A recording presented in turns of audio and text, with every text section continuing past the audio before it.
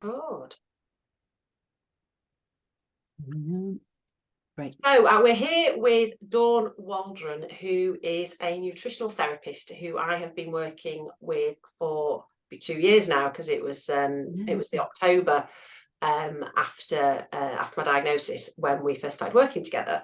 And Dawn gets quite a big mention in the book because changing my diet and all the work that I've done with her has been really impactful and was a really significant part of what I did during my treatment, and also what I've continued to do since that's been completed and going forward. So hello, Dawn. Thank you for joining me. I was wondering whether or not you could just say a little bit about who you are and what your story is, how you ended up doing what you're doing, and why you've chosen to specialise in the area that you have. Sure. Thank you, Jackie. It's lovely to see you. It's been so nice working with you.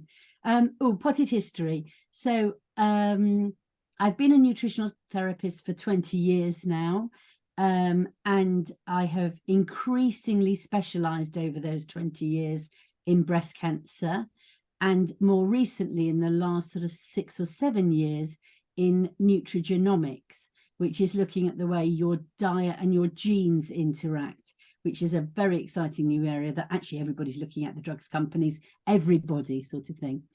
And I love it. It's a bit like solving a crossword puzzle. You know, there's some real good data underneath it. I got into this area after my own diagnosis 25 years ago. When I was 33, I had a 2.5-year-old daughter, and I was diagnosed with a grade 3, stage 3, what we now call triple negative breast cancer. And my prognosis was not good. No. It was really terrifying. Obviously, if you've been through breast cancer and you're looking at this, you know what I'm talking about. I obviously wanted to do everything I could to survive. There wasn't a load of information back then. There weren't many people doing it.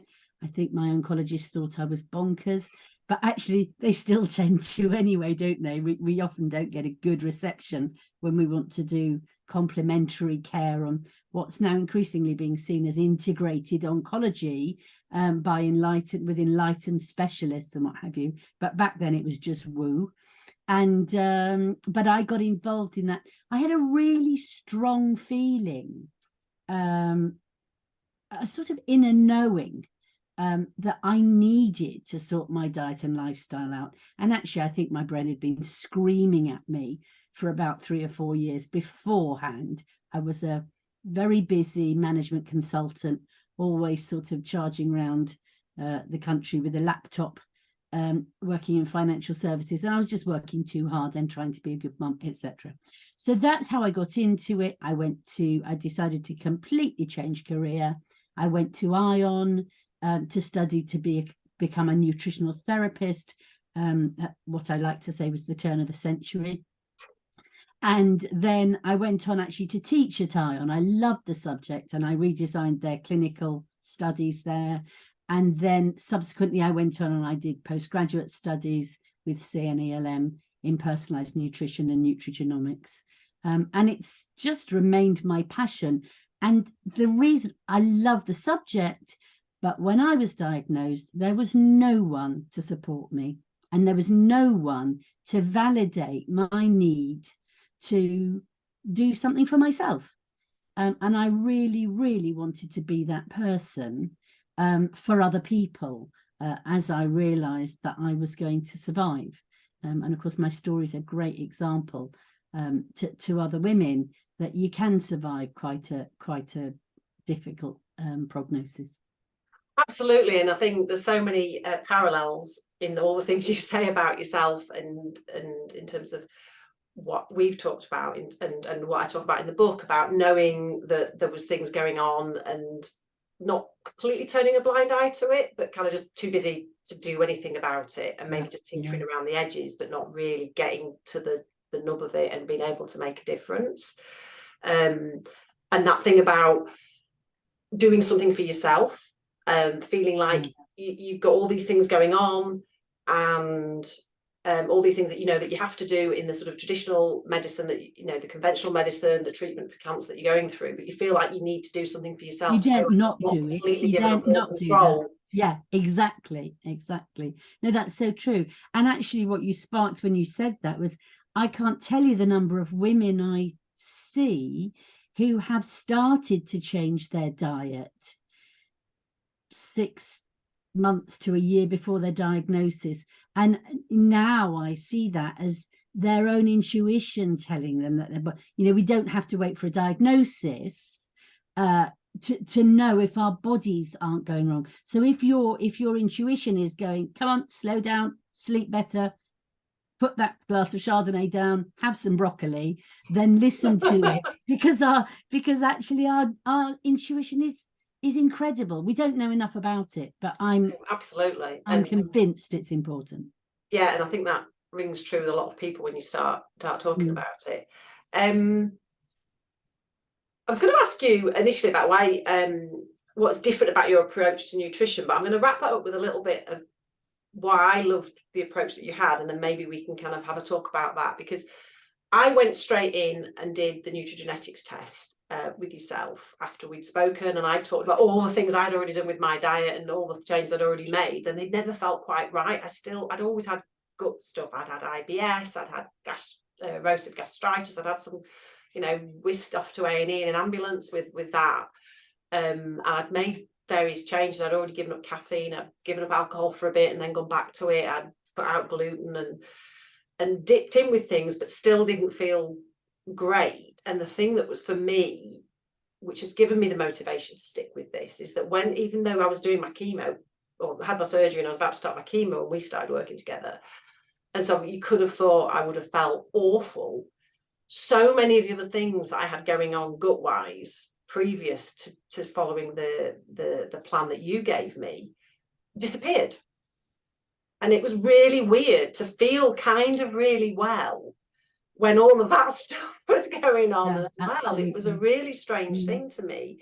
And what I really loved about nutrigenetics, and perhaps you can sort of go into it in a little bit more detail, is because it gave me so much specific information, and it told me things about myself that I probably already knew, but it was like, oh, right, okay, that's why. But I knew it in my personality and things.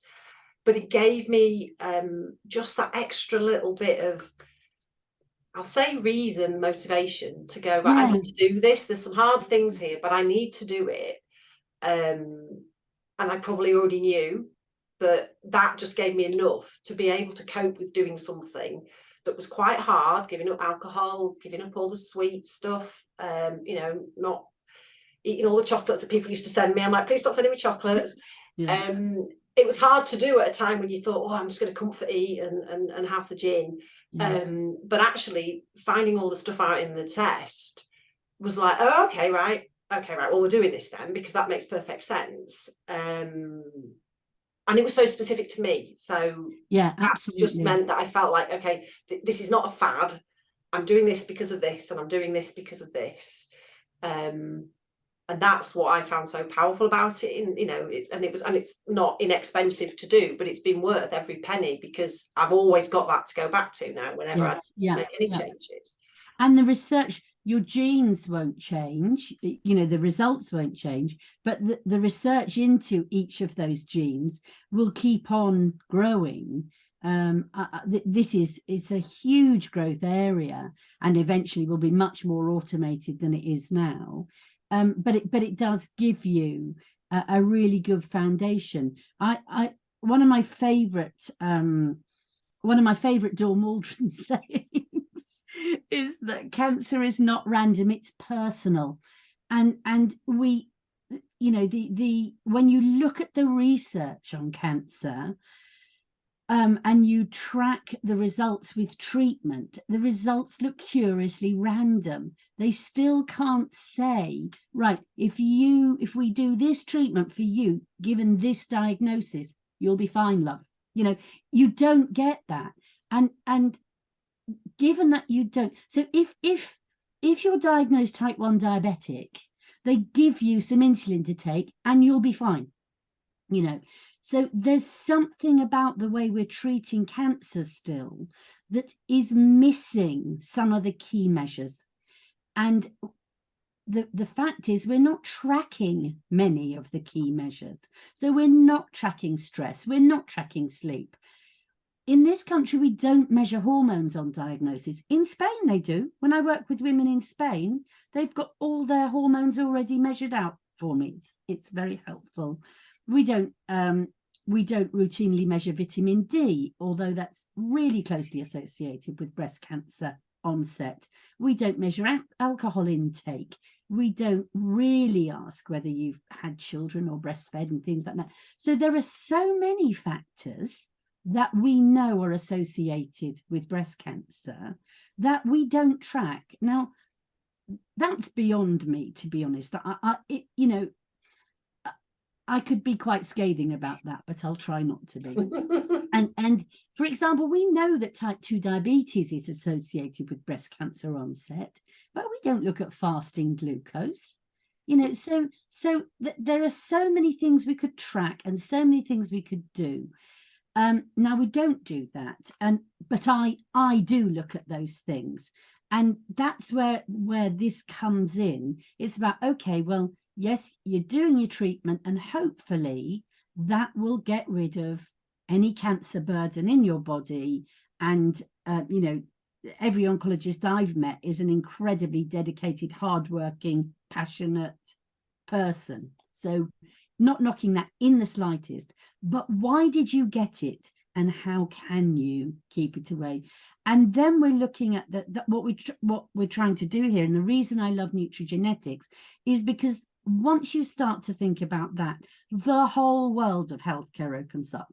If you're on Instagram, are you going to do powdered greens? Are you going to go to the gym 8 times a week? Are you going to do fasting? Do you need to give up alcohol? All these sorts of things. How do you know what works for you?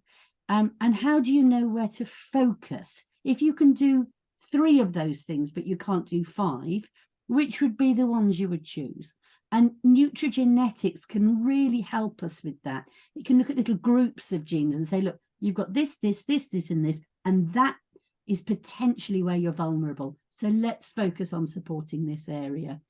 Now, there's another side to this, that just the empowerment of that, knowing that you are doing something very useful that's based on real information about you, not just some random, oh, well, I'd better be perfect for the rest of my life now, which I think is miserable. I mean, you get through cancer, you think, well, if I have another glass of Chardonnay, I'm going to die, or whatever. People think, people put themselves in straitjackets after diagnosis. And I think that's sad as well. So yeah, that's nutrigenetics can help you focus, and it is extremely personal. It can also help you through treatment, as you alluded to, because we can look at how you're likely to tolerate some of the drugs, your detoxification pathways, and it can help you deal with adjuvant treatment, so your hormonal therapies. Your hormone pathways will make a difference to how you respond to the medication that they give you. And it can help triple negative people who often feel a bit left out because they don't have any adjuvant treatment. Yeah. It can say, okay, right, well, what might it be? And then we can look at metabolism, we can look at vitamin D, we can maybe look at androgens, we can look at the way you use your fuel. So it provides a sort of little treatment path for triple negative people as well. It's interesting you say that. A couple of things there, which was about during the treatment. It's not that my chemo went without any bumps, but there was lots of times when I felt remarkably well, and like doing the fasting during the chemo and everything, I didn't have too much sickness. But now I'm on the hormone therapy. And so in a postmenopausal state, and as we know from those tests I did recently, I've got like no estrogen whatsoever, and it's still not perfect. We've still got some things I need to work on, and I think it's improving based on those last tests and some of the changes we made. But what's interesting, a lot of those postmenopausal symptoms that all my friends have got because they're just in a normal natural menopause, I don't have many of them, to be fair. And I know it's a combination of this, the exercise, also how I think about it, because I don't have an option to take HRT, so I've got to like get my mind around the fact that but I actually feel all right, not all the time, but I don't have the migraines, I don't have a lot of the pain, the hip pain and the joint pain some people have. I think there my are flushes aren't bad, there's lots of yeah. They're there but manageable. I think there are two things. One, a lot of things that get blamed on menopause are actually the fact that women in their 50s and the sandwich generation, they've got teenagers, they've got elderly parents, they've got responsible jobs, and it's very, very hard to look after yourself properly. You're tired, and you're stressed, and stress, of course, wrecks so many pathways. So you've got that, and then you've also got the fact that the fact of the matter with menopause is that you've got a lack of estrogen, you've got a lack of other hormones too, and nutritionally we can say, well, what does estrogen do apart from being a reproductive hormone? What else does estrogen do? And it's a very powerful anti-inflammatory and antioxidant. So if you're without that, how can we boost other anti-inflammatory mechanisms or antioxidant pathways? Again, nutrigenetics can really help with that, but we can sort of try to bypass the lack of estrogen, because it's not all about estrogen. We are designed to have lower estrogen as we age. It's not a mistake. And if you can't, HRT is great if it suits you, but it doesn't suit everybody, and it doesn't only not suit people who've had breast cancer. Yeah, absolutely. If your hormone pathways are nutrigenetically slow or geared in the wrong direction, HRT can be an issue. So I would recommend most people doing HRT to look at Dutch tests that we've done together, and to look at the nutrigenomics to see, is it safe for me? We should be more informed. Absolutely. And so there are ways of managing menopause in quite a technical way. No, I think that's, and it obviously links in, because that's where a lot of women, like at my age, obviously at your age you wouldn't have done that at 33, but the women of my age and older end up in this situation where you're on this kind of medication if you have an estrogen receptor positive cancer. Just to go back to something you said earlier on that I wanted just to for us to talk about in the last few minutes of our time together, is what you said about not being perfect and about focusing in on certain areas, because there are times when I've had a pile of supplements to take that are not inexpensive, but I take them, and then sometimes I give myself a bit of a break, and then we've adapted them and things. And then there was also lots of things that to recommend, and it's not the adding the things in, it's often the things we take away that are the things that we think about. But the things that I focused on, and again I mentioned them in the book, was related to my increased sensitivity to adrenaline and the reduced ability to respond to GABA, which are two neurotransmitters that influence fight or flight response and rest of the digestion. Absolutely. To keep it simple, and obviously that exacerbated the stress. And interestingly, the adrenaline also through amatase boosted the amount of estrogen that I likely had. So there was that kind of pathway that gave me that. And the thing I remember so clearly on that day in October in 2020, when you said to me, so you really need to not have any alcohol or any caffeine and no stress for 2 years. What I think about the last 2 years is quite laughable, because I've managed the first two. I don't know that I've managed the third one, because life carries on. It didn't all stop because I had cancer. There's other life events that happened to me in since.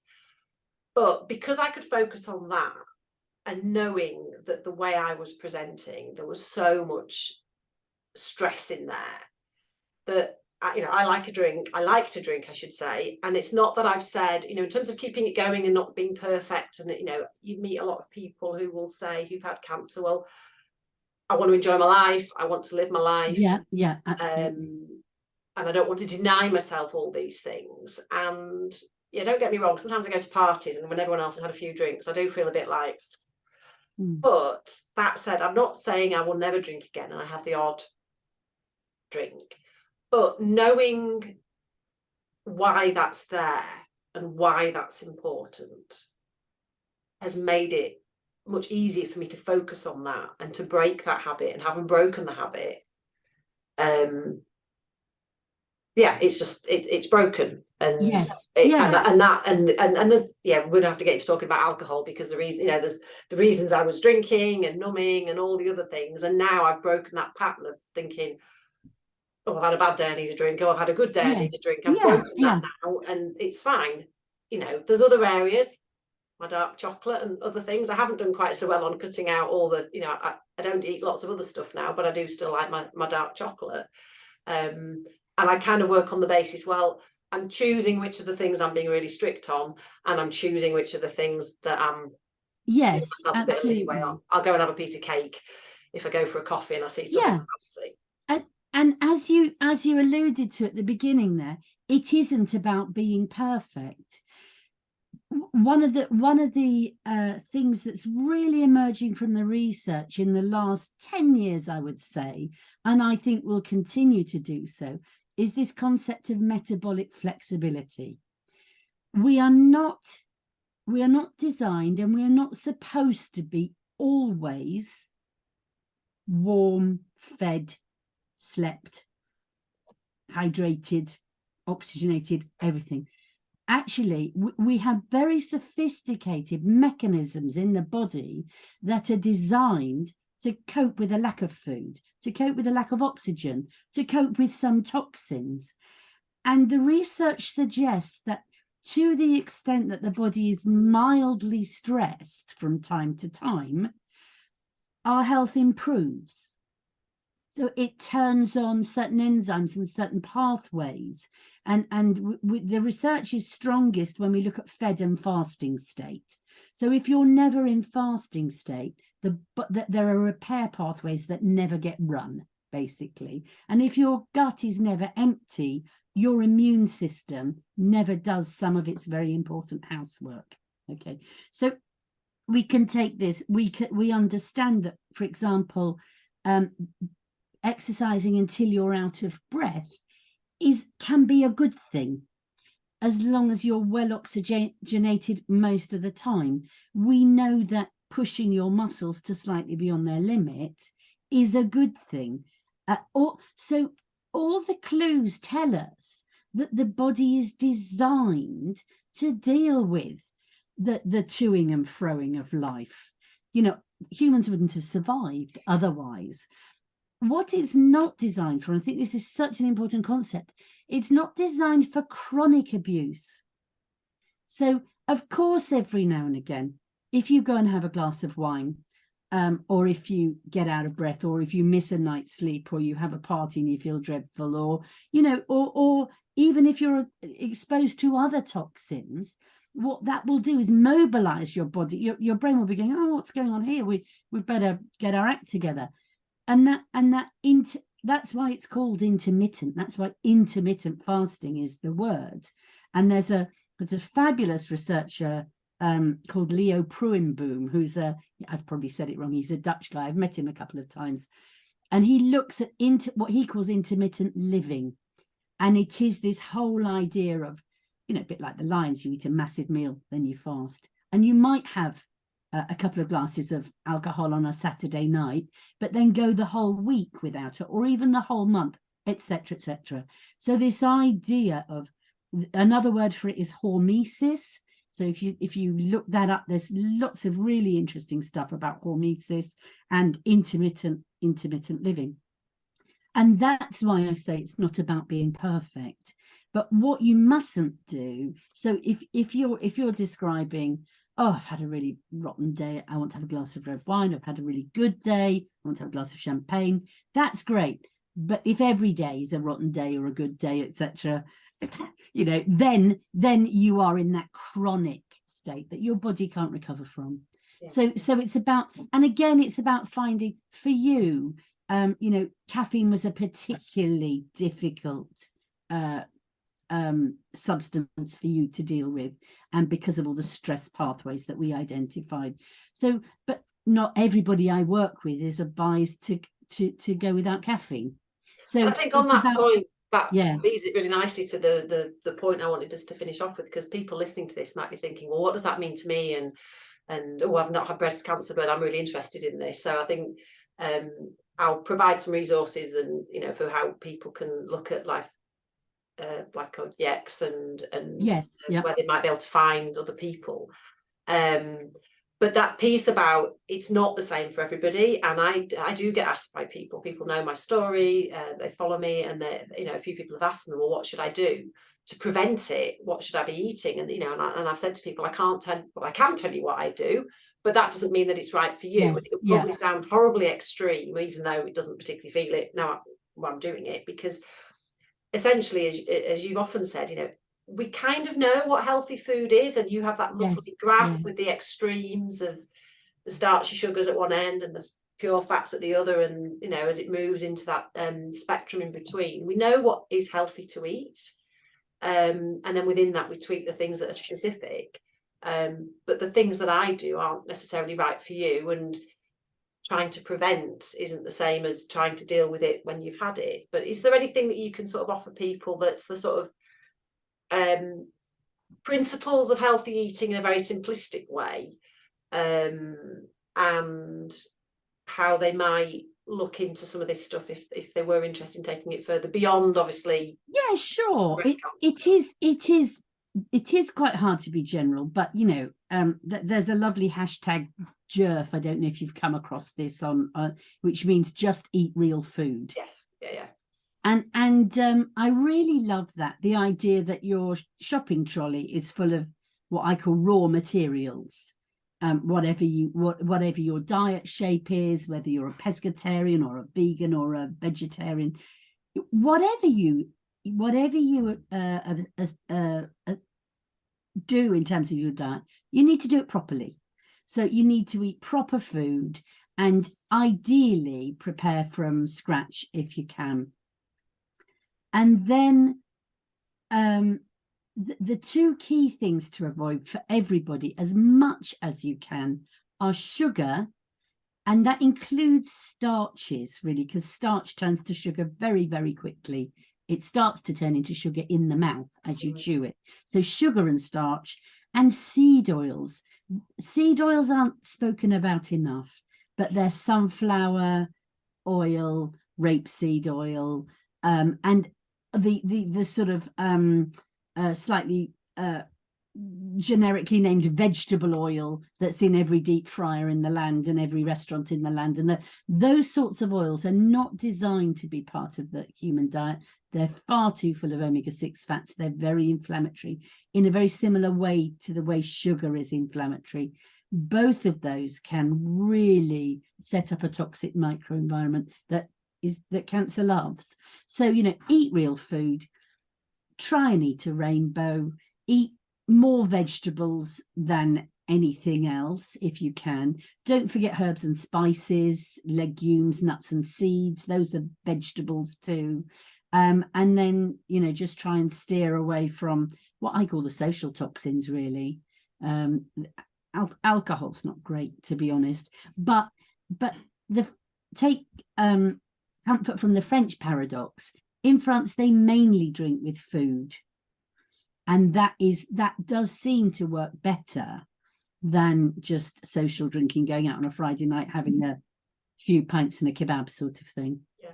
So yeah, that's how I would wrap it up for most people. There's quite a lot of stuff on my blog about. There's a recent one I wrote called Every Day for Everyone, which goes into all of that in a bit more detail before you get specific for yourself.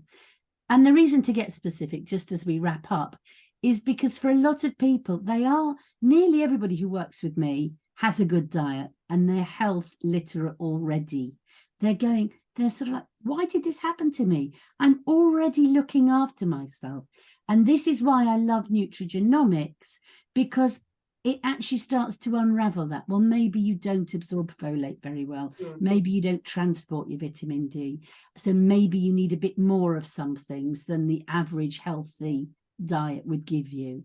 So, yeah. No, that's wonderful. And that obviously rings true. And it's that frustrating thing. And that you sort of think, well, I thought I was doing all right. And yeah, no, that's wonderful.